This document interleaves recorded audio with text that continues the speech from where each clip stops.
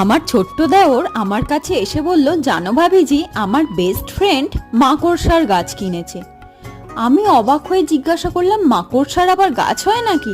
বলল, হ্যাঁ, মাকড়সার গাছ কিনেছে, সত্যি বলছি। আলাম, তুই আমার সাথে মজা করছিস নির্ঘাত, তাই না রে? বলল, না না, সেই গাছটা তো তোমাদের ছাদেতেও রয়েছে। সেটা শুনে তো আমি আরো অবাক হয়ে গেলাম। আমার অজান্তে আমার ছাদ বাগানেই বেড়ে উঠেছে মাকড়সার গাছ, তাও আবার আমি জানি না, সেটা আবার হতে পারে নাকি? আমাকে তো যথারীতি টানতে টানতে ছাদে নিয়ে গিয়ে আঙুল দিয়ে দেখালো এই স্পাইডার প্ল্যান্টটার দিকে। আমি বললাম, এ তো স্পাইডার প্ল্যান্ট রে, মাকড়সার গাছ, এটাকেই বলছিলি? বললো, হ্যাঁ, আমি আসলে নামটা ভুলে গিয়েছিলাম, তাই তোমাকে আমি মাকড়সার গাছ বলছিলাম। গাছটা দেখার পর মনে হলো সত্যিই তো ছাদ বাগানের এক কোনায় পড়ে রয়েছে, এরও একটু যত্নের প্রয়োজন।